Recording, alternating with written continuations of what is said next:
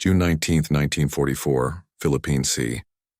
Dawn breaks over a vast expanse of blue water, stretching endlessly in every direction.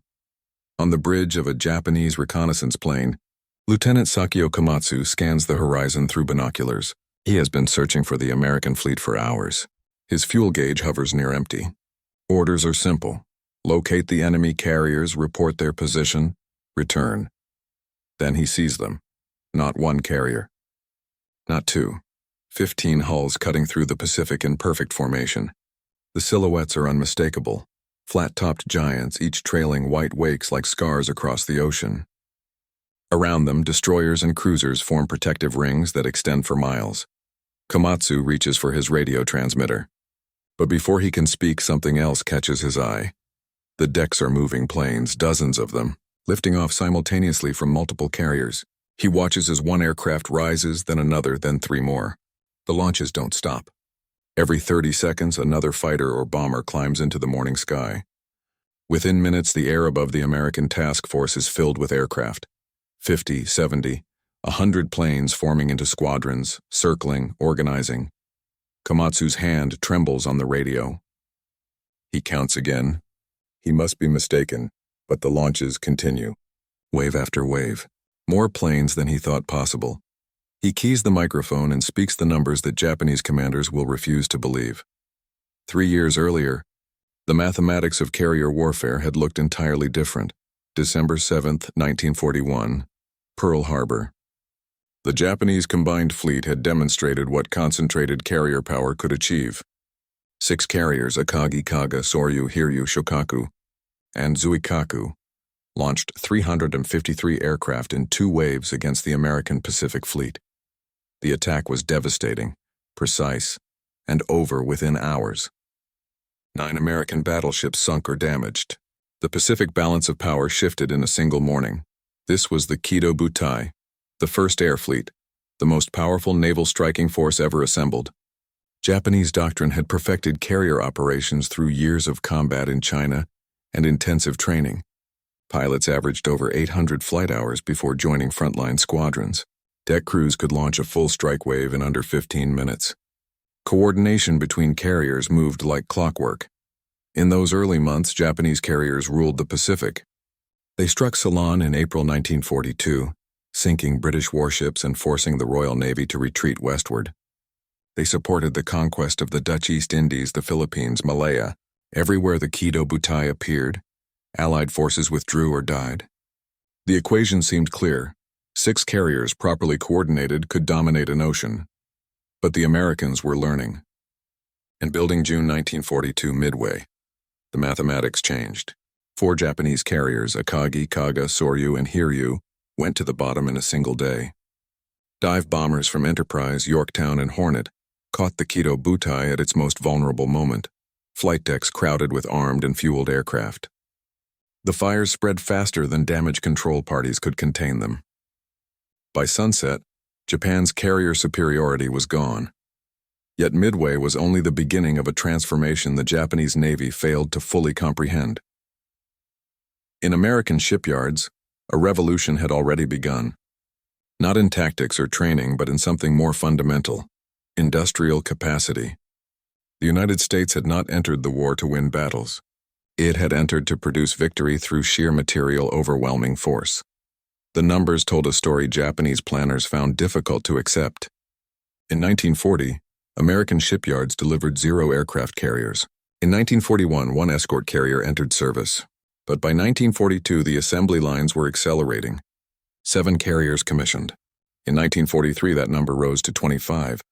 By 1944, American shipyards were launching fleet and escort carriers at a rate of nearly 2 per month. These were not small ships.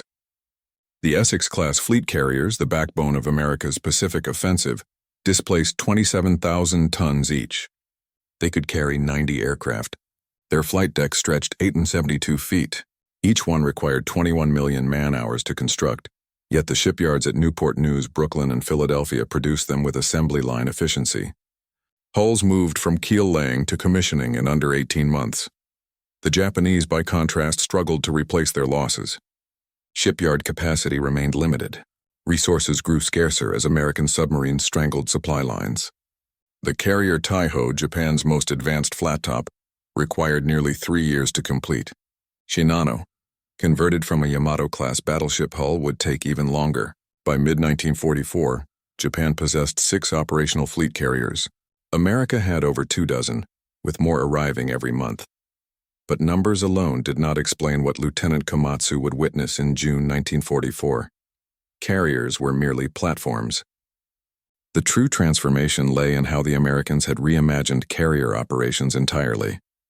In 1943, Admiral Mark Mitcher assumed command of the newly formed Fast Carrier Task Force, officially designated Task Force 58 when operating under Admiral Raymond Spruance, and Task Force 38 under Admiral William Halsey.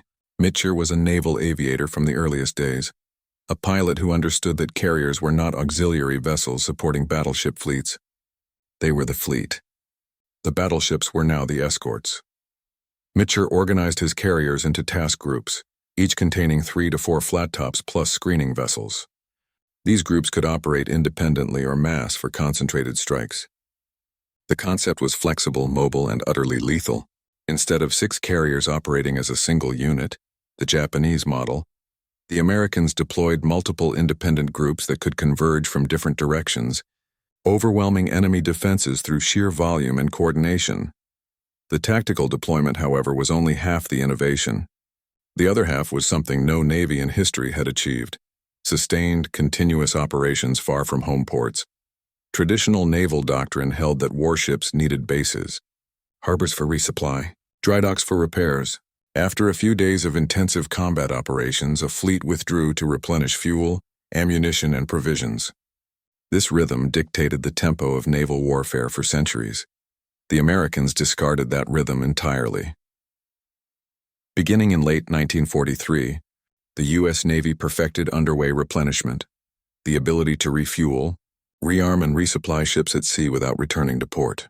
Fleet oilers pulled alongside carriers at 15 knots, connected fuel lines, and pumped thousands of gallons of aviation gasoline, while both ships steamed forward.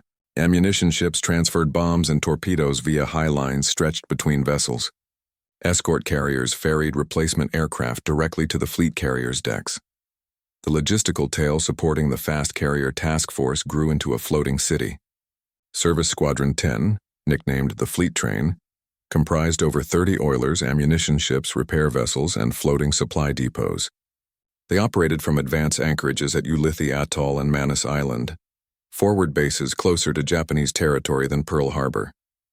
The task force could remain at sea for months, launching strikes continuously, withdrawing only when typhoons threatened or battle damage required shipyard attention. This capability transformed operational possibilities. Japanese carriers bound to their logistics network could sortie for limited engagements before withdrawing. American carriers could park themselves off an enemy coast and strike the same targets day after day, week after week, grinding down defenses through relentless attrition. But sustained operations required more than fuel and bombs. They required people, thousands of them, and not just any people, trained, skilled professionals who could maintain the brutal pace of combat flight operations. On an Essex-class carrier, the ship's company numbered over 2,600 officers and enlisted men. The air group added another 2,500 personnel. Every day, these men worked in coordinated chaos. Flight deck crews manhandled aircraft weighing several tons, positioning them for launch, striking them below to the hangar deck, bringing up replacements. Aviation mechanics performed maintenance in shifts around the clock, changing engines, repairing hydraulics, patching bullet holes. Ordnancemen loaded bombs and belted ammunition. Fuel handlers pumped thousands of gallons of high-octane gasoline, working inches from hot engine exhausts and open flames. Below decks, the carrier's machinery spaces operated continuously. Boilers generated steam, turbines drove propeller shafts, electrical generators powered catapults, elevators, radar systems, radios. The engine rooms ran hot, over 120 degrees Fahrenheit, and men rotated through 4-hour watches, emerging drenched and exhausted. In the ready rooms, pilots attended briefings before dawn and after dusk. They studied maps, memorized recognition silhouettes, reviewed attack procedures. Between missions, they ate, slept when possible, and waited for the next launch. Some flew 3 sorties in a single day. The pace broke men who couldn't sustain it. The difference between American and Japanese carrier operations came down to this industrial approach to warfare. The Americans treated flight operations like a factory assembly line. Launch rates, recovery intervals, aircraft turnaround times, all calculated, optimized, standardized. Each carrier developed procedures manuals that specified exactly how long each phase of operations should take. Deck crews drilled until the movements became automatic. By early 1944, an Essex-class carrier could launch a full strike, 36 aircraft in under 20 minutes. Recovery took slightly longer, but within an hour the same carrier could land, refuel, rearm, and relaunch its aircraft. This cycle repeated throughout daylight hours. On days of intensive operations, a single carrier launched and recovered over 150 sorties. And the Fast Carrier Task Force never operated alone. Task Force 58 typically deployed 4 task groups simultaneously, each with 3 to 4 carriers. The mathematics became staggering. 12 carriers, each launching 150 sorties on a heavy operations day, generated over 1,500 aircraft missions.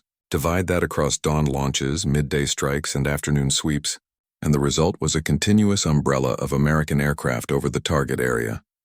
Japanese intelligence officers reviewing pilot reports from mid-1944 faced an impossible problem.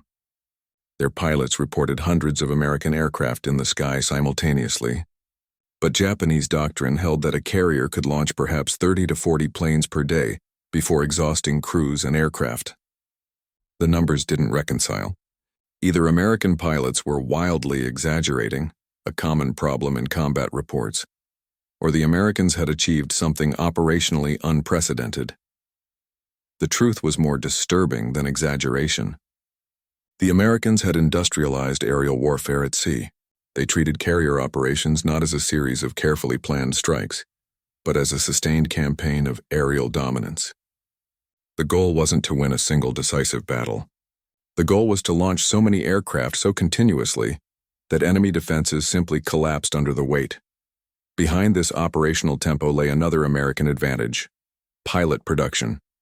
The U.S. Navy's training pipeline by 1944 graduated over 1,500 new pilots monthly. Training bases across Florida, Texas, and California ran classes continuously. New pilots accumulated 300 flight hours before joining fleet squadrons. Less than pre-war Japanese standards, but sufficient for basic competency. The American philosophy accepted that many pilots would be merely adequate. Volume compensated for individual skill. Japan, meanwhile, struggled to replace its losses. The veteran pilots who struck Pearl Harbor and dominated the early war were gone, killed at Midway, shot down over Guadalcanal, lost in the grinding attrition of the Solomons campaign. Training programs produced replacements slowly, and fuel shortages limited flight hours. By mid-1944, new Japanese pilots often had under 100 hours of flight time. Some reached frontline squadrons with barely enough skill to land on a carrier deck. The stage was set for a confrontation that would validate or shatter Japanese assumptions about American carrier capabilities. When the Fast Carrier Task Force steamed toward the Marianas in June 1944, it brought 15 carriers carrying over 900 aircraft. Opposing them, the Japanese mobile fleet deployed 9 carriers with 473 aircraft. The numbers looked competitive, but numbers on paper meant nothing against the reality of sustained operations the Americans were about to demonstrate. Angle 1. The human element. The deck crew on the flight deck of USS Lexington.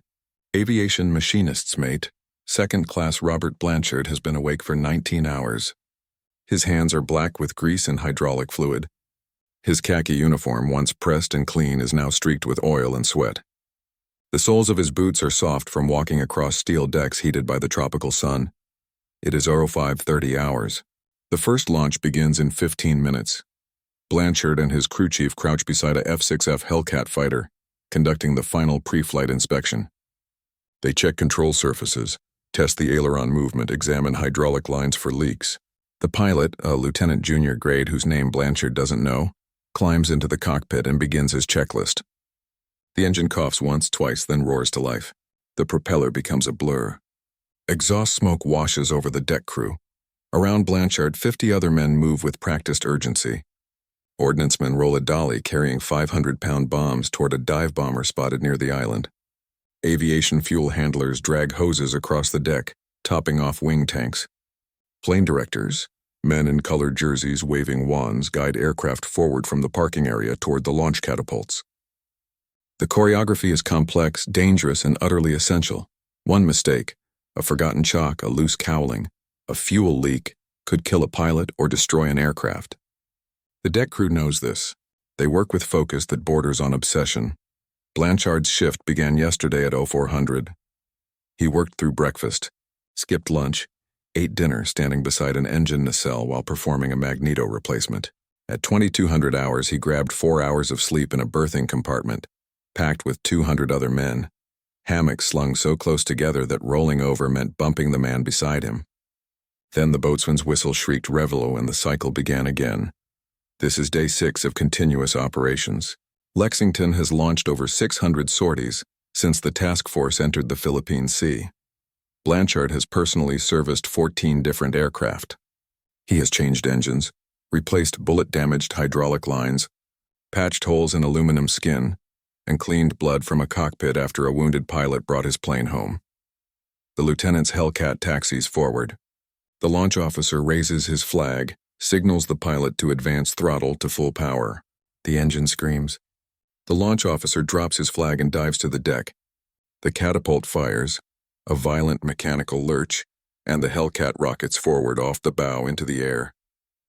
3 seconds later, the next aircraft moves into position. Blanchard doesn't watch the launches anymore.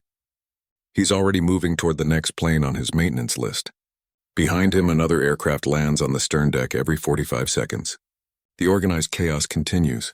It will not stop until nightfall. And even then, night fighters will patrol overhead while the deck crew performs maintenance under floodlights, preparing for tomorrow's dawn launch. This is what 500 sorties per day actually means, not abstract numbers. Men working until exhaustion becomes normal, sleep rationed like ammunition, every minute optimized, every movement drilled into muscle memory. The Japanese possessed skilled mechanics and dedicated deck crews, but they did not have Blanchard, multiplied by 30,000 across 15 carriers. They did not have the industrial mindset that treated men as components in a vast machine of aerial warfare. The Americans did, and that made all the difference. Angle 2. Technological edge. The systems advantage. The technology gap between American and Japanese carriers by 1944 extended far beyond aircraft performance. It lived in the systems, the infrastructure of sustained operations that Japanese designers had never prioritized. Consider the catapult. American carriers mounted hydraulic catapults capable of launching a fully loaded bomber in under 3 seconds. This was critical for maintaining launch tempo. An Essex-class carrier could launch aircraft simultaneously from 2 catapults, while additional planes rolled forward from the deck park. The hydraulic system recycled quickly, under 2 minutes between launches from the same catapult. This meant that during heavy operations, the carrier could sustain a launch every 30 seconds. Japanese carriers, by contrast, primarily relied on deck runs. Aircraft accelerated under their own power down the flight deck and lifted off from the bow. This method worked but consumed time and deck space. Only the newest Japanese carriers mounted catapults, and these were less powerful than American systems. Launch tempo suffered. Where an American carrier could dispatch 36 aircraft in 20 minutes, a Japanese carrier required 40 minutes or more. Then there was radar. American carriers mounted multiple radar systems: SK air search radar that could detect aircraft at 100 miles, SM height finding radar for directing fighter intercepts, and SG surface search radar for navigation and detecting ships. These radars operated continuously, feeding information to combat information centers deep within the ship. Fighter directors monitored scopes and vectored defending fighters toward incoming threats via radio. This capability transformed carrier defense. American fighters no longer patrolled blindly, hoping to intercept attackers. They launched with precise vectors, climbed to optimal altitude, and positioned themselves between the task force and incoming Japanese strikes. Radar gave the Americans time, precious minutes to react, organize, concentrate defensive fire. Japanese carriers mounted radar by 1944, But the technology lagged behind American systems in range and reliability.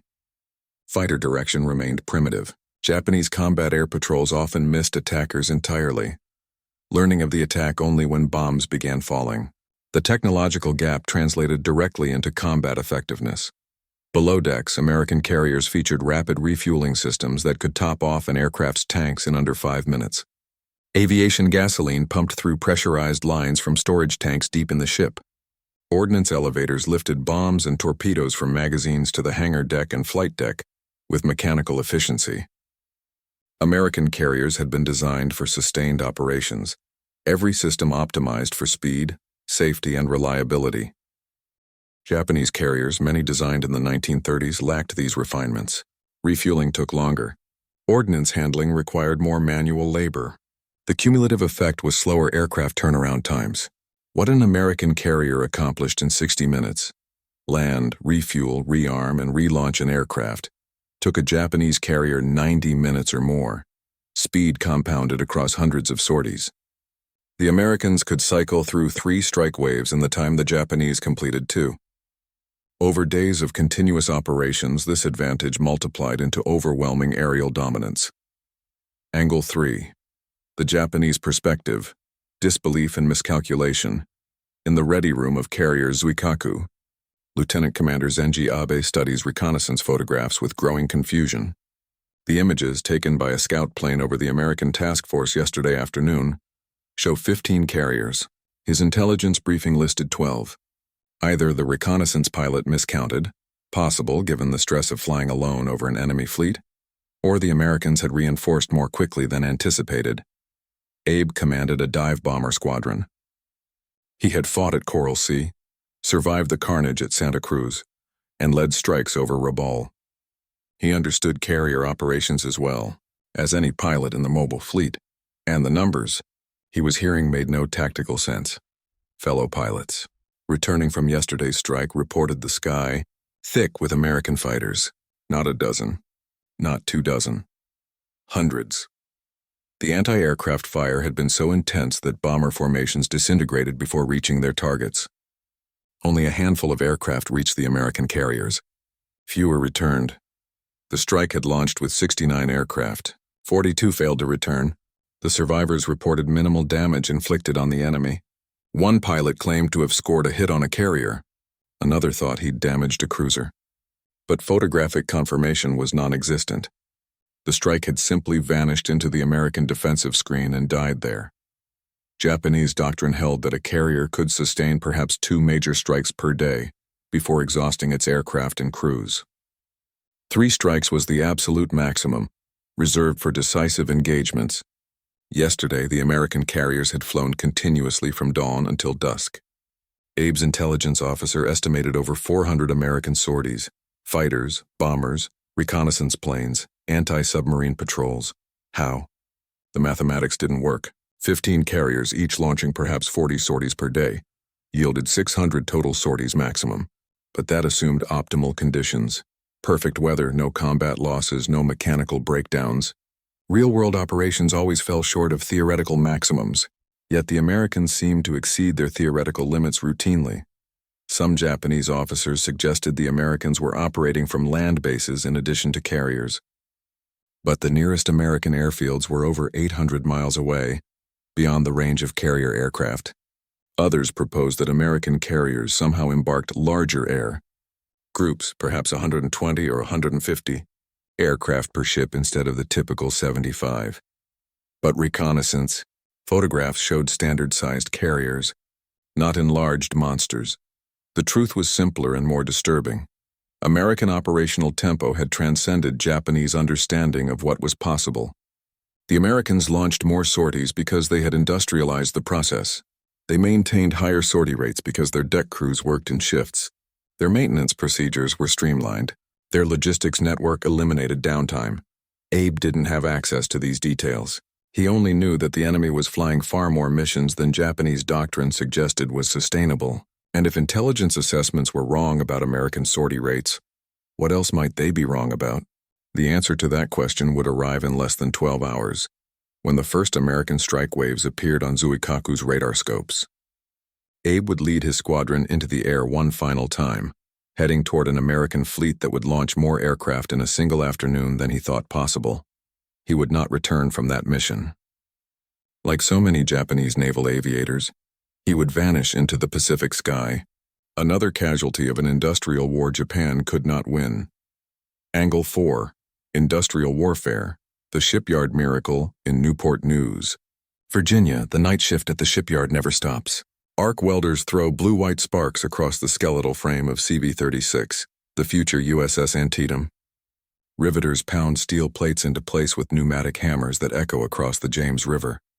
Cranes lift prefabricated hull sections weighing 40 tons, lowering them with millimeter precision onto the growing structure. This is the 19th Essex-class carrier under construction. It will not be the last.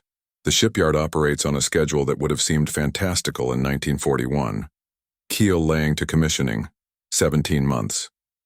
For a warship displacing 27,000 tons, carrying 2,600 men, and bristling with anti-aircraft guns and aircraft catapults, this timeline represents an industrial achievement without precedent. British and Japanese shipyards required 3 to 4 years to produce comparable vessels. The Americans had compressed that timeline through manufacturing techniques borrowed from automobile assembly lines. Prefabrication was the key. Instead of building the entire carrier in one location, shipyards constructed major hull sections in separate facilities, then transported them to the building ways for final assembly. Engine rooms arrived nearly complete with boilers and turbines already installed. Gun mounts came pre-assembled. Electrical systems were wired in sections before being integrated into the main structure. The workforce expanded to meet demand. By 1944, Newport News employed over 31,000 workers, welders, electricians, pipefitters, riggers, crane operators. Many were women, filling positions left vacant by men serving overseas. They worked 3 shifts around the clock, 7 days per week. The shipyard never went dark. Raw materials flowed from across the nation. Steel mills in Pennsylvania and Ohio produced armor plate and structural steel. Aluminum smelters in Tennessee supplied aircraft carrier flight decks. Copper mines in Montana provided wiring. The logistics network supporting carrier construction rivaled the complexity of the carriers themselves, and the production continued beyond fleet carriers. Escort carriers, smaller, slower vessels built on merchant ship hulls, emerged from shipyards even faster. Kaiser Shipbuilding in Vancouver, Washington, produced escort carriers in under 3 months from keel to commissioning. These vessels couldn't match the speed or aircraft capacity of Essex-class carriers, but they served critical roles: anti-submarine patrol, amphibious support, aircraft ferry service. By June 1944, the United States had commissioned 95 aircraft carriers of all types. Japan had built 18 total since 1922. The production gap was not merely quantitative. It represented fundamentally different approaches to naval warfare. Japan built carriers as precision instruments carefully crafted over years. America built carriers as industrial products, manufactured in sufficient quantities to sustain inevitable losses and still maintain overwhelming superiority. This industrial capacity allowed American naval commanders to think differently about operations. Losing a carrier was tragic but not catastrophic. Another would arrive within months. Japanese commanders operated under no such luxury. Every carrier lost represented an irreplaceable hole in their battle line. Caution became necessary. Risk aversion pervaded tactical planning. The Americans embraced risk because they could afford losses. Task force commanders sent carriers into dangerous waters, knowing that even if one sank, a dozen others remained. This operational freedom translated directly into aggressive tactics that kept Japanese forces constantly reacting, never seizing initiative. The shipyards made this possible. Every carrier that slid down the building ways into the water represented thousands of workers, millions of man-hours, and an industrial system operating at peak efficiency. The Japanese soldiers who couldn't believe American carriers launched 500 sorties daily were witnessing the surface manifestation of an industrial base they had never fully comprehended. Angle. Front pilot quality versus quantity. The training gap at Naval Air Station Corpus Christi, Texas. Ensign James Mitchell completes his carrier qualification. He has accumulated 302 flight hours over 9 months of training. He can navigate by dead reckoning, execute basic combat maneuvers, and land on a carrier deck in daylight under good weather conditions. By 1944 standards, this makes him operational. By 1941 standards, Mitchell would be considered barely competent. The pre-war U.S. Navy demanded rigorous training. Pilots spent 2 years in training programs before joining fleet squadrons, accumulating over 600 flight hours. They mastered instrument flying, night operations, dive bombing, torpedo attacks. Only the top performers received carrier assignments. Standards were uncompromising. The war changed everything. The Navy needed pilots immediately in vast numbers. Training programs compressed. Advanced techniques became optional. Night carrier operations, once mandatory, became specialist skills taught only to select pilots. The goal shifted from producing excellent pilots to producing adequate pilots quickly. Mitchell represents this new paradigm. He knows enough to survive his first combat missions. Experience will teach him the rest if he lives long enough to acquire it. The Navy accepted this bargain. Train more pilots to lower standards, accept higher initial casualties, rely on survivors gaining experience in combat. The mathematics favored this approach. If 10 pilots entered combat and 3 died in their first month while 7 survived to become veterans, the Navy gained 7 experienced pilots. The alternative, training fewer pilots to higher standards, couldn't produce enough aviators to crew the expanding carrier fleet. Quantity became its own quality. Japanese training followed the opposite trajectory. Pre-war standards had been extraordinary. Pilots accumulated over 800 hours before joining fleet squadrons. They trained for years, mastering every aspect of naval aviation. The pilots who struck Pearl Harbor represented the finest naval aviators in the world. But by 1944, those men were gone, and Japan lacked the resources to replace them to the same standard. Fuel shortages limited training flight hours. Instructor pilots died in combat, leaving fewer experienced aviators to train replacements. New pilots reached operational units with under 100 hours of flight time, barely enough to keep an aircraft airborne, let alone engage in combat. The Americans compensated for individual pilot quality with numbers and technology. Mitchell might not be as skilled as a pre-war Japanese naval aviator, but he flew a superior aircraft. The F-6F Hellcat outperformed the Zero in speed, dive capability, and durability.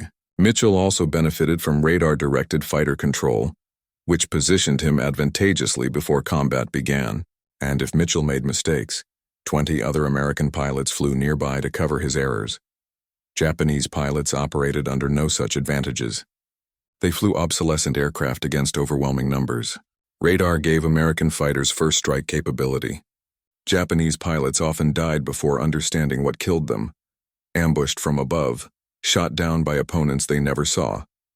The training gap manifested in kill ratios. At the Philippine Sea, American pilots shot down Japanese aircraft at ratios exceeding 10 to 1. This was not merely superior pilot skill. It was superior aircraft, superior tactics, superior technology, and superior numbers combining into a system that made individual pilot quality almost irrelevant. Mitchell would fly 16 combat missions over 3 months before dying in a landing accident aboard USS Bunker Hill. His squadron would lose 9 pilots during the same period, but the squadron never fell below operational strength because replacement pilots arrived continuously from training bases stateside. The pipeline never stopped. The Japanese couldn't match this. Their pipeline had run dry. Angle 6. Psychological impact. The erosion of morale aboard the destroyer Shigure. Returning from the Philippine Sea engagement, Petty Officer Hiroshi Tanaka watches the horizon and sees nothing. His ship is one of 17 vessels that escaped the battle. Behind them, 3 carriers burn or already rest on the bottom. Over 400 aircraft have been lost.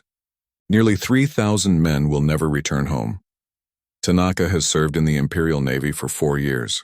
He fought at Midway, survived the Solomons campaign, and witnessed the gradual erosion of Japanese naval power. But this battle felt different. Not a defeat through tactical error or bad luck. A defeat through sheer overwhelming force that no amount of courage could overcome. The American aircraft had come in waves. The first strike appeared on radar at 10:30 hours, 40 aircraft, diving through defensive fire. Shigure's anti-aircraft guns blazed continuously, filling the sky with shells. Some American planes fell, Most didn't. They pressed through the fire, dropped their bombs, and departed. Before Japanese fighters could reorganize, the second wave arrived. Then a third. Then a fourth. The attacks continued for 7 hours.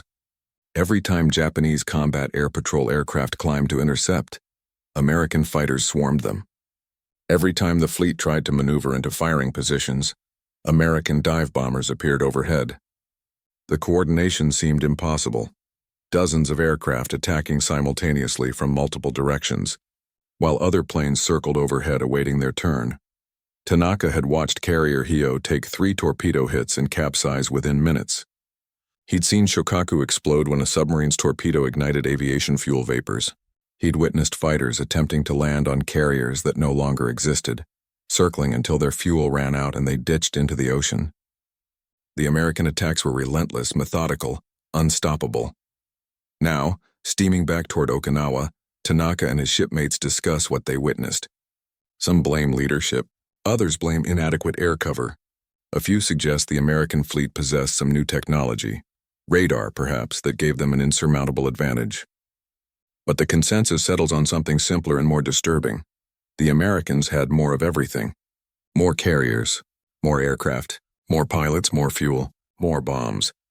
This realization spreads through the surviving ships like a contagion. Japan is losing not because of inferior courage or skill, but because the enemy can afford losses that would cripple the Imperial Navy.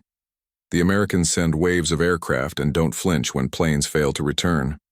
They lose ships and build replacements faster than Japan can sink them. The arithmetic of attrition favors the Americans so completely that individual battles become almost meaningless. Morale, once sustained by belief in Japanese spiritual superiority and tactical brilliance, begins to crack. Men still fight. Discipline holds, but the certainty of ultimate victory, the conviction that willpower could overcome material disadvantage, fades. In Tokyo, senior officers reviewing battle reports confront similar despair. The American carriers launching 500 sorties daily represent more than operational capability.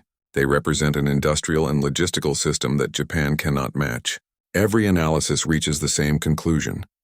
Continuing conventional naval warfare against such overwhelming power will result in total annihilation of the fleet. This psychological impact would drive desperate decisions in the months ahead.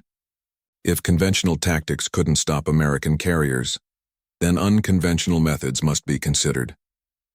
The kamikaze program, pilots deliberately crashing explosive-laden aircraft into ships, would emerge from this desperation.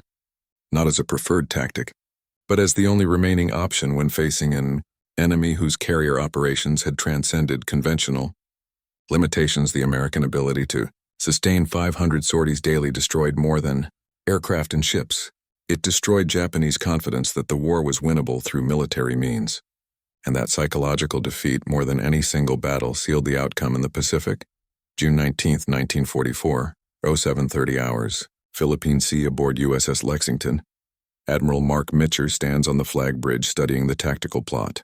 The Japanese mobile fleet has been located 275 miles to the west. Reconnaissance aircraft have counted 9 carriers, 5 battleships, 13 cruisers. It is the largest concentration of Japanese naval power since Midway, and it is steaming directly toward the American task force. Mitcher faces a decision: launch an immediate strike at extreme range, or wait for the Japanese to close the distance and hit them when they come within better attack radius. The aggressive move would be to launch now. But Mitcher is a carrier admiral and he understands something his opponent does not. Time favors the Americans. He orders the task force to hold position. Let the Japanese come. Let them launch their strikes first. American fighters will destroy the incoming raids. Then the carriers will counterattack at closer range with overwhelming force. At 08:30 hours, radar operators aboard USS Enterprise detect the first Japanese strike inbound. A formation of 69 aircraft at 130 miles, altitude 18,000 feet. The contacts appear on the scopes as a dense cluster moving steadily east at 180 knots. Fighter director officers spring into action. Radio transmissions crackle across multiple frequencies. Vector 265, Angels 20. Large raid inbound. Prepare to intercept. On the flight decks of 15 carriers, Hellcat fighters launch in rapid succession. The catapults fire rhythmically. hurling aircraft into the morning sky every 30 seconds.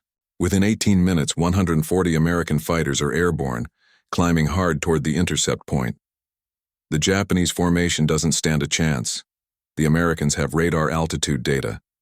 They know exactly where to position themselves. The Hellcats climb to 24,000 feet, 6,000 feet above the Japanese formation, and wait. When the enemy bombers appear below them, silhouetted against white clouds, the Americans roll inverted and dive. The fight is brief and catastrophic. Japanese aircraft disintegrate under concentrated .50 caliber fire. Zeros attempting to protect the bombers are overwhelmed by sheer numbers, 3 or 4 Hellcats converging on each defender. Within 20 minutes, 42 Japanese aircraft are destroyed. The survivors scatter. Only a handful reach the American task force, and anti-aircraft fire claims most of those. One bomb hits the battleship South Dakota, causing minor damage. That is the extent of Japanese success. On Lexington's flag bridge, Mitchell receives the combat reports with satisfaction. 1 raid defeated at minimal cost. But radar shows 3 more formations inbound. The Japanese are committing everything. The second raid arrives at 10:30 hours. 110 aircraft, approaching from the northwest. Again, American fighters intercept at altitude. Again, the Japanese formation disintegrates. 97 aircraft shot down. American losses, 6 Hellcats. The third raid comes at 11:45 hours. 47 aircraft, 32 destroyed before reaching the fleet. The anti-aircraft screen claims 8 more. 7 aircraft survive long enough to attack, dropping bombs that miss or cause minimal damage. The raid is annihilated. By noon, the Japanese have launched over 370 aircraft in 4 major strikes. Less than 130 return. American pilots are calling it a turkey shoot. Enemy aircraft falling so easily that the combat feels unsporting. One pilot radios after his third kill. "Hell, this is like an old-time turkey shoot back home." The phrase spreads across the fleet. The Great Marianas Turkey Shoot. A name that captures both the lopsided nature of the combat and the grim efficiency of the American defensive system. But defense was only the first act. At 1400 hours, with Japanese strike aircraft either destroyed or scattered across the ocean trying to find their carriers, Mitchell orders the counterattack. The American task force has been launching and landing fighters continuously for 6 hours. Now it transitions to offensive operations. The carriers turn into the wind. The deck crews, who have been working since dawn, shift into a new rhythm. Fighters are struck below to the hangar decks. Dive bombers and torpedo planes are brought up on elevators, positioned for launch. Ordnancemen load 1,000-pound bombs onto dauntless dive bombers. Aviation fuel handlers top off tanks. The choreographed chaos intensifies. The first strike wave launches at 14:30 hours. 85 aircraft from Task Group 58.1. At 14:45, Task Group 58.2 launches 77 more aircraft. By 1500 hours, over 240 American bombers and fighters are airborne and forming up, heading west toward the last known position of the Japanese fleet. On USS Enterprise, Lieutenant Commander James Minnie leads his bomber squadron through the launch sequence. His Dauntless carries a single 1,000-pound bomb slung beneath the fuselage. The aircraft is heavy, sluggish on takeoff. The catapult hurls him forward, and for a brief second, he feels the sickening sensation of falling as the aircraft drops below flight deck level. Then the engine catches full power and he climbs, banking left to join the formation. Behind him, another Dauntless launches. Then another. The sky fills with aircraft, bombers spiraling upward in lazy circles, fighters weaving overhead in combat air patrol. Minnie counts airplanes and loses track after 50. There are simply too many to count. The formation sets course 265 degrees, climbing to 14,000 feet. The flight to the target area will take 90 minutes. Minnie settles into his seat, scans his instruments, and waits.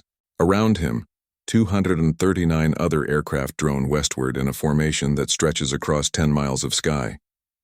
This is not a desperate strike by a few dozen aircraft. This is an industrial attack. A mass of bombers delivered with assembly line precision toward an enemy fleet that has already expended its own striking power. The Japanese carriers have few aircraft left to defend themselves. Their combat air patrols have been depleted by 7 hours of continuous defensive action. The American strike will arrive against a fleet that is disorganized, low on fuel, and critically vulnerable. At 16:20 hours, Minnie's radio crackles. Target sighted. Multiple carriers ahead bearing 280 degrees. He strains to see through the haze. Then the ocean surface resolves into shapes, ships, dozens of them, carriers turning desperately, trying to avoid the inevitable. Minnie pushes his stick forward and begins his dive. The Dauntless accelerates toward 300 knots. Wind screams over the canopy. The target, a carrier showing the distinctive long flight deck, grows larger in his bomb sight. Anti-aircraft fire begins to burst around him. Black puffs that stain the air. He ignores the flak, keeps the sight centered on the carrier's deck, waits until the altitude reads 2,500 feet, then releases the bomb and pulls hard on the stick. G-forces crush him into his seat. The horizon spins. He catches a glimpse of other bombers diving, bombs falling like rain, explosions erupting across the Japanese fleet.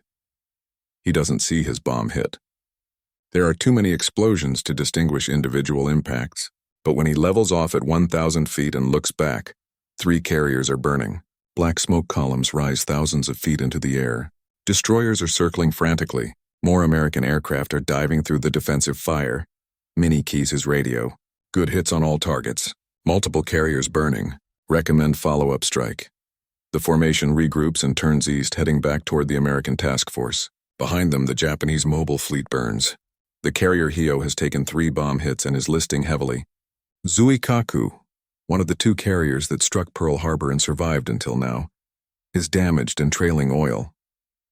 The oiler Hayasui explodes in a fireball that can be seen from 30 miles away, but the Americans are not finished. Aboard USS Lexington, Admiral Mitcher watches returning aircraft circle overhead as the sun drops toward the western horizon. It is 1845 hours. The carriers are recovering the strike that launched 4 hours earlier. Fuel states are critical. Many aircraft have barely enough gasoline to reach the fleet, let alone wait for landing clearance. Mitcher makes a decision that violates every doctrine of carrier operations. He orders all ships to turn on their lights. In the gathering darkness, 15 carriers illuminate simultaneously. Flight deck lights, truck lights outlining the landing areas, searchlights pointed skyward as beacons. The task force becomes a constellation of light visible for 50 miles. Any Japanese submarine in the area could hardly ask for better targets, but Mitcher prioritizes his pilots over operational security. Better to risk submarine attack than lose aircraft because pilots couldn't find the carriers in darkness. The lights stay on. Aircraft begin landing immediately, some so low on fuel that their engines quit on the approach. Pilots glide the final 100 yards with dead propellers, settling onto the deck through sheer momentum. Deck crews rush to clear aircraft, pushing them forward to make room for the next landing. Some pilots miss the arresting wires and crash into the barriers. Others ditch alongside the fleet, their fuel exhausted before reaching the deck. Destroyers retrieve survivors from the water. The recovery continues for 2 hours. By 2100 hours, 216 aircraft have been recovered. 23 are lost to fuel exhaustion or operational accidents. It is an acceptable ratio, barely, for a strike launched at extreme range in deteriorating weather conditions. In the ready rooms, pilots collapse into chairs and give hurried debriefs to intelligence officers. The reports are consistent. Heavy damage inflicted on the Japanese fleet, multiple carriers hit, defensive fire weak and disorganized. One pilot estimates they faced only 30 Japanese fighters, a fraction of the combat air patrol that should have been protecting the fleet. The arithmetic tells the story.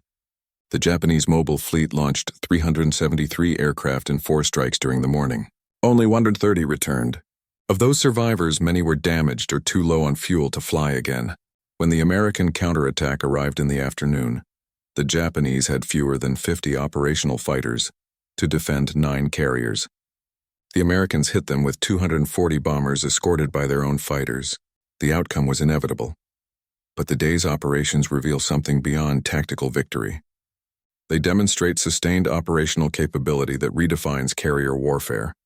Between dawn and dusk on June 19, 1944, Task Force 58 flew over 1,000 sorties. This includes 40 fighters launched. For the initial interception at 08:30 hours continuous, combat air patrols throughout the day, rotations, every 2 hours requiring 60-80, fighters airborne constantly, 240 aircraft in the afternoon, strike against the Japanese fleet. Anti-submarine patrols circling the task force perimeter, reconnaissance flights, searching for damaged Japanese ships, night fighters maintaining coverage after sunset. A single carrier typically contributed 70-80 sorties over the course of the day. Multiply that by 15 carriers and the numbers approach 1,100 total missions. This is not a one-time surge. This is sustained operational tempo maintained through disciplined logistics, trained personnel, and industrial-scale organization. The Japanese could not conceive of such numbers because they lacked the infrastructure to support them. Their carriers required longer turnaround times between sorties. Their logistics train couldn't sustain continuous operations. Their pilot reserves were exhausted.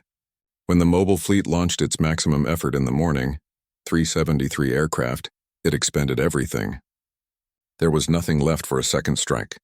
The Americans launched comparable numbers in their afternoon strike and still maintained defensive fighter coverage and routine patrols. This was the 500 sorties daily becoming operational reality. October 12, 1944, Formosa.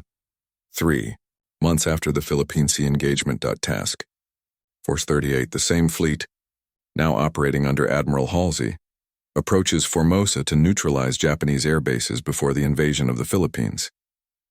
The Japanese have reinforced the island with over 600 aircraft, hoping to destroy or cripple the American carriers before they can support the Lady landings.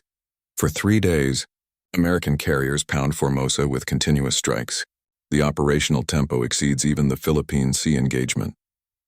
October 12th, 1378 sorties. October 13th, 103 sorties. October 14th, 974 sorties.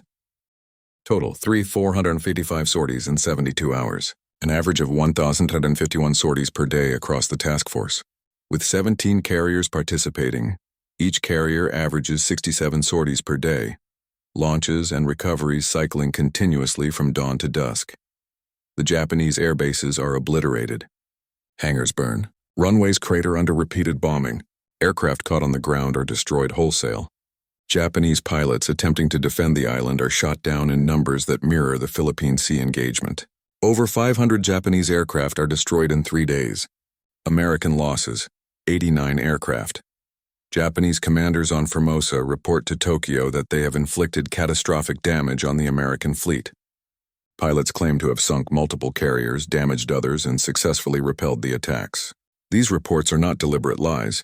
Combat often produces wildly inaccurate assessments, but they reflect the desperation of commanders trying to find positive news in a disaster. Tokyo believes these reports. Admiral Toyota Soemu, commander of the combined fleet, commits to a decisive engagement, convinced the American carrier force has been weakened. This miscalculation leads directly to the Battle of Leyte Gulf, where the remnants of the Japanese fleet will be destroyed. But that battle lies in the future. In mid-October 1944, Task Force 38 completes its Formosa strikes and withdraws to refuel. Not because the carriers are exhausted or damaged, they remain fully operational, but because even the American logistics system has limits. After 3 days of maximum intensity operations, aviation fuel stocks run low. Bombs and ammunition require replenishment. The task force retires to a pre-arranged refueling point, where fleet oilers and ammunition ships wait. 48 hours later, the task force returns to operations, striking targets in the Philippines. The pause was logistical, not operational. Given sufficient fuel and ordnance, the carriers could have continued indefinitely.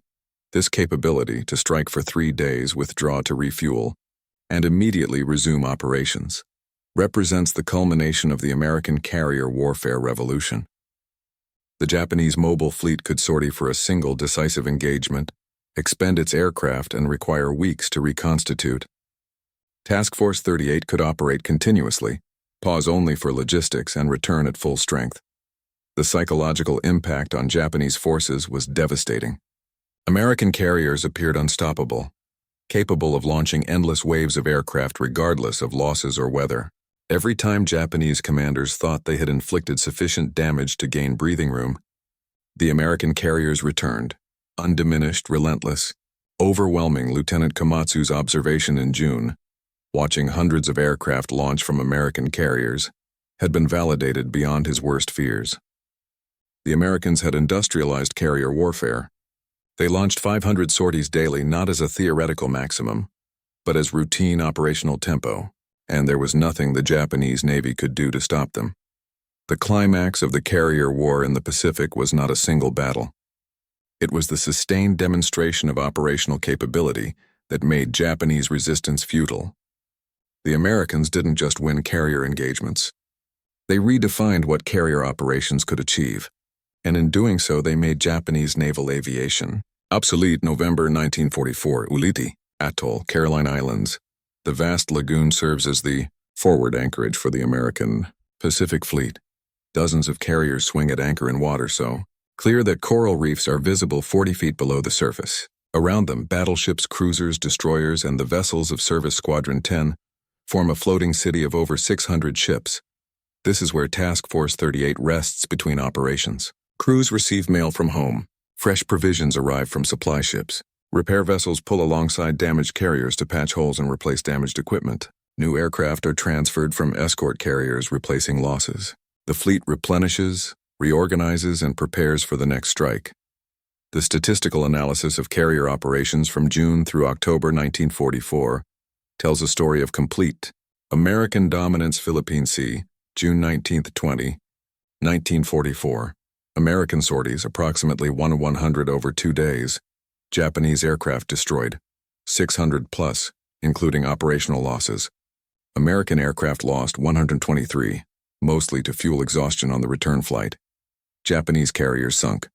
3. Taiho, Shokaku, Hio, American carriers sunk. 0. Formosa air battle, October 12, 1944. American sorties, 3, 4 of 55. Over 3 days, Japanese aircraft destroyed 500 plus. American aircraft lost 89. Japanese facilities destroyed. Extensive airbase. Infrastructure. Philippine operations, October-November 1944. American carriers conduct continuous operations supporting Plata landings. Daily sortie rate sustained 400 and 600 missions. Japanese land-based air power in the Philippines effectively neutralized. The kill ratios speak for themselves. For every American aircraft lost, the Japanese lose 7 to 10 aircraft. This disparity is not sustainable. The Americans replace losses from training pipelines, producing 1,500 new pilots monthly. The Japanese training system has collapsed under fuel shortages and instructor attrition. New pilots reach operational units with barely enough flight time to qualify for carrier operations, skills they will never use, because Japan no longer has operational carriers. By November 1944, the Japanese carrier force exists only on paper. Surviving carriers, Zuikaku, damaged at Philippine Sea, was later sunk at Leyte Gulf, have been withdrawn to Japan. They lack aircraft fuel and trained pilots to operate them. The once mighty Kido Butai is reduced to museum pieces, floating monuments to a naval doctrine that industrial warfare has rendered obsolete. The American response to this victory is not celebration, but intensification. Admiral Nimitz authorizes plans for strikes against the Japanese home islands. Carrier task forces will operate in Japanese coastal waters, hitting targets with the same sustained tempo that obliterated Formosa and the Philippines. The goal is no longer to defeat the Japanese fleet. That has already been accomplished, but to destroy Japan's ability to continue the war. Yet the human cost of maintaining 500 sorties daily is becoming apparent. On the carriers, exhaustion pervades every level of operations. Deck crews work 18-hour days for weeks without respite. Pilots fly multiple missions daily, their reflexes dulled by accumulated fatigue. Maintenance crews perform repairs on schedules that leave no margin for error. The operational tempo that devastates the enemy also grinds down the Americans prosecuting it. Medical officers report increasing cases of combat fatigue, physical exhaustion, and psychological stress. Men fall asleep at their duty stations. Accidents increase. Aircraft crash on landing because pilots misjudge altitude after 18 hours without sleep. Deck crew members make mistakes that in other circumstances would be fatal. The industrial approach to carrier warfare demands industrial endurance from organic human beings, and some men break under the strain. The Navy responds with rotation policies. Carriers withdraw from the front line after 90 days of continuous operations. Crews receive rest periods at Ulithi or Pearl Harbor. Squadrons rotate stateside for retraining and recuperation. Fresh carriers arrive from shipyards to replace vessels undergoing maintenance. The system sustains itself by cycling personnel through combat zones, ensuring that while individual humans reach their limits, the overall machine never stops. This is fundamentally different from Japanese operations. The Imperial Navy commits its carriers to decisive battles, then withdraws to reconstitute. The Americans commit their carriers to continuous operations, then rotate units to sustain the tempo indefinitely. The strategic implications are profound.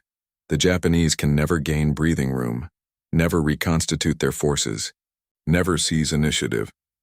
But the most significant aftermath of the carrier dominance demonstrates itself not in naval battles, but in Japanese strategic desperation. Conventional naval aviation has proven incapable of stopping American carriers. The turkey shoot at Philippine Sea demonstrated that Japanese pilots, no matter how brave, cannot penetrate American defenses in sufficient numbers to inflict meaningful damage. The Formosa strike showed that even land-based air power cannot survive against sustained carrier attacks. This reality forces Japanese commanders toward a terrible conclusion. If conventional attacks cannot stop American carriers, then unconventional methods must be employed. The kamikaze program, organized suicide attacks where pilots deliberately crash explosive-laden aircraft into ships, emerges from this desperation, not as a preferred tactic but as the only remaining option. The first organized kamikaze attacks occur at Leyte Gulf in October 1944. Admiral Takejiro Onishi, commanding 1st Air Fleet in the Philippines, addresses his pilots with brutal honesty. Conventional attacks have failed. Pilot skill cannot overcome American numerical and technological superiority. The only way to damage American carriers is to guarantee hits by crashing directly into them. He asks for volunteers. Young pilots, seeing no other way to serve their country effectively, step forward. The kamikaze attacks achieve what conventional strikes could not. They damage American carriers. The escort carrier St. Lo is sunk by a kamikaze on October 25, 1944, the first American carrier sunk by Japanese air attack since Hornet at Santa Cruz 2 years earlier. Other carriers are damaged. The Americans are forced to acknowledge that kamikaze attacks, though militarily unsound and morally abhorrent, are tactically effective in ways that conventional bombing is not. But even this desperate tactic cannot overcome the fundamental arithmetic. American shipyards produce carriers faster than kamikazes can sink them. The training pipeline produces new pilots faster than suicide attacks deplete them. Industrial capacity absorbs losses that would cripple any other navy. The aftermath of American carrier dominance is not merely the defeat of Japanese naval aviation. It is the transformation of warfare itself into an industrial process, where material superiority becomes absolute. The side that can launch 500 sorties daily, sustain that tempo for months, replace losses immediately, and never yield operational initiative will win, regardless of courage, skill, or tactical brilliance on the other side. February 16, 1945. Off the coast of Japan, the carriers of Task Force 58 steam through heavy weather toward Tokyo Bay. This operation, striking the Japanese capital itself, would have been unthinkable in 1942. Now, it is routine. The task force has grown to 16 fleet carriers and 5 light carriers. Over 1,200 aircraft operate from their decks. The objective is to suppress Japanese air defenses before the invasion of Iwo Jima, scheduled for 3 days from now. At 600 hours, despite deteriorating weather, the carriers launch the first strike wave. Winds gust to 40 knots. Rain squalls reduce visibility to less than a mile. The seas run 15 feet high. Carriers pitch and roll as they turn into the wind for launches. Yet the operations continue. Within 90 minutes, over 200 aircraft are airborne, navigating through storm clouds toward airfields surrounding Tokyo. The strikes continue throughout the day. By sunset, Task Force 58 has flown 1,500 sorties, despite weather that would have grounded operations by any other navy. American pilots navigate by radar through clouds, locate their targets, deliver their ordnance, and return to carriers barely visible in the murky visibility. The deck crews work in driving rain, hands numb from cold, securing aircraft that land on pitching decks. Accidents occur. 2 aircraft slide overboard in rough seas. 3 more crash on landing, but the tempo does not slacken. This is what 500 sorties daily has become. Not a maximum surge effort, but operational baseline maintained even under adverse conditions. The Americans have industrialized carrier warfare so completely that weather becomes merely another logistical problem to overcome, not a reason to halt operations. The strikes against Japan continue through early 1945. Tokyo, Nagoya, Kobe, industrial cities burn under repeated carrier raids. Japanese air defenses disintegrate. By March, American fighters encounter almost no aerial opposition. The sky belongs entirely to Task Force 58. The sortie rates during these operations validate everything Lieutenant Komatsu observed 9 months earlier. February 16-17, 1945, Tokyo raids. Carriers 21 fleet and light carriers. Sorties 2,161 over 2 days. Average per carrier, 66 sorties per day. Japanese. Aircraft destroyed 341, most on the ground. March 18, 1945. Kyushu and Kure raids. Carriers 15, several withdrawn for replenishment. Sorties 2,318 over 2 days average per carrier. 77 sorties per day. Japanese warships damaged. Battleship Yamato hit. Carrier Amagi damaged beyond repair. The sustained operations take their toll on Japanese morale in ways beyond simple military defeat. Citizens in coastal cities watch American carrier aircraft appear overhead with impunity. Anti-aircraft fire continues, but American losses are negligible. The psychological impact is devastating. The Imperial Navy, once the terror of the Pacific, cannot protect Japan's own shores. The carriers that Japanese propaganda claimed were sunk at Formosa or Philippine Sea continue operating, launching hundreds of sorties daily, untouchable. In Tokyo, senior officers confront an uncomfortable reality, reflected in their own operational analyses. A captured American manual detailing carrier operations procedures reveals the systematic approach behind the sortie rates. Japanese staff officers study the document with grim fascination.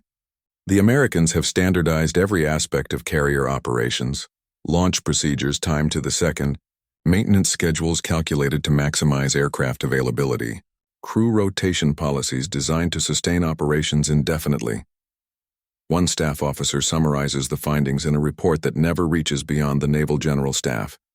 The enemy has transformed carrier operations from an art requiring exceptional skill into a manufacturing process requiring only adequate competence and sufficient resources. We cannot compete in this type of warfare. The report is filed and forgotten. By March 1945, such analyses are academic. The question is no longer whether Japan can match American carrier capabilities. Clearly it cannot. But whether anything can be done to slow the inevitable advance.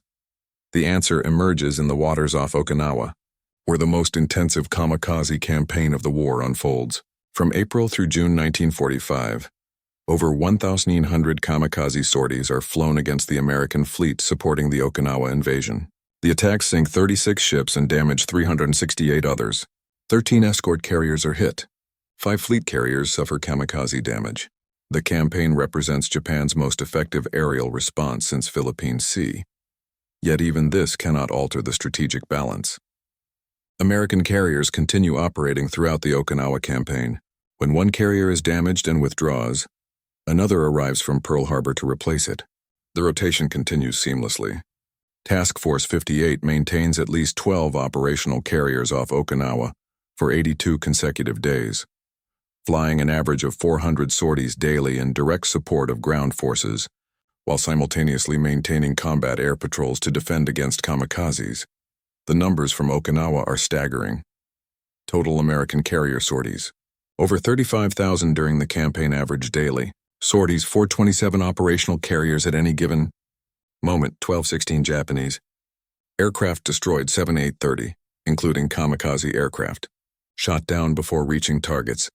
This sustained aerial presence grinds down Japanese resistance more effectively than any single battle. Ground forces on Okinawa fight with virtually no air cover. Every supply movement occurs under surveillance by American aircraft. Artillery positions are bombed within hours of being located.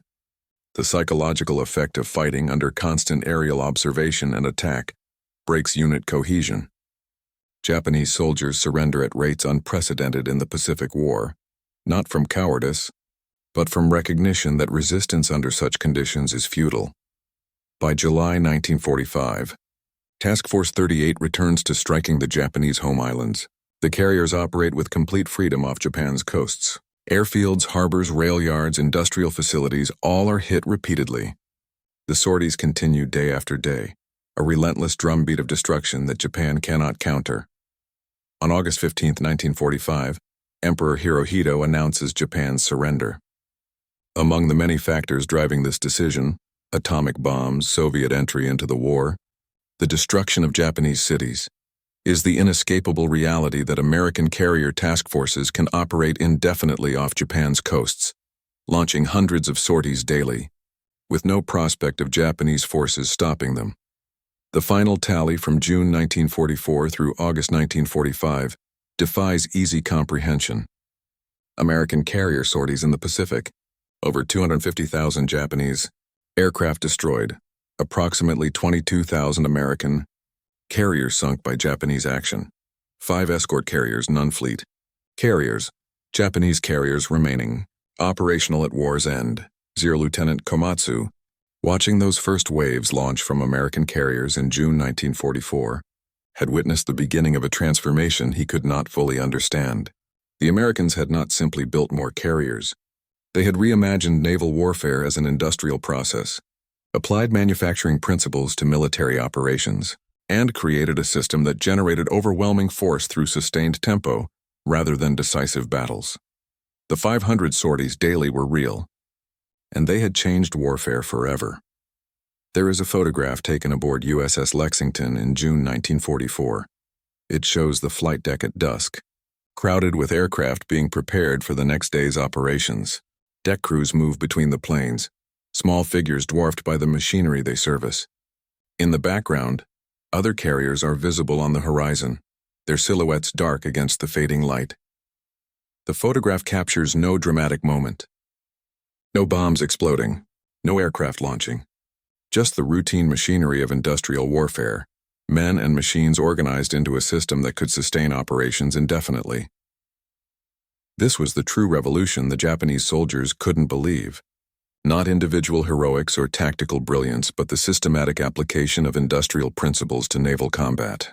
The Americans had taken carrier warfare, a domain that required exceptional skill, precise timing, and careful resource management, and transformed it into something resembling a factory production line. Launches calculated to the second, maintenance scheduled in shifts, logistics networks that eliminated downtime, personnel rotations that sustained the tempo regardless of individual exhaustion. The 500 sorties daily were not an exaggeration or a miscalculation. They were the operational reality of a navy that had embraced industrial warfare completely. 15 carriers, each launching 70 sorties per day, yielding over 1,000 daily missions. The mathematics was simple. The execution required an industrial infrastructure that Japan could never match. History often remembers decisive battles, Midway, Philippine Sea, Leyte Gulf, as the turning points of the Pacific War. But the true turning point was subtler and more profound. It was the moment American carrier task forces demonstrated they could operate continuously, absorbing losses without pause, maintaining relentless pressure that gave the enemy no opportunity to reconstitute forces or seize initiative. The carriers launching 500 sorties daily rewrote the fundamental rules of naval warfare. They proved that material superiority, properly organized and systematically applied, could overcome courage, skill, and tactical brilliance. The men who flew those missions, pilots like Ensign Mitchell with his 302 hours of training, were not superhuman. The deck crews working 18-hour shifts were ordinary sailors performing extraordinary labor through sheer endurance. The system succeeded not because Americans were inherently superior, but because industrial capacity, when fully mobilized and intelligently organized, becomes its own decisive weapon. Lieutenant Komatsu, watching hundreds of aircraft launch on that June morning, had witnessed the future of warfare. A future where industrial nations fighting total wars would treat military operations like manufacturing processes, optimized, standardized, and sustained through resource allocation rather than individual heroism. The carriers that couldn't be stopped were merely the most visible manifestation of an industrial base operating at full capacity, directed toward a single objective.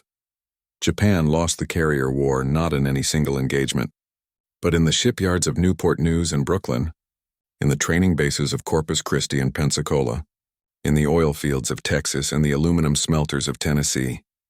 The defeat was economic and industrial before it was military. The battle simply revealed what production statistics had already determined.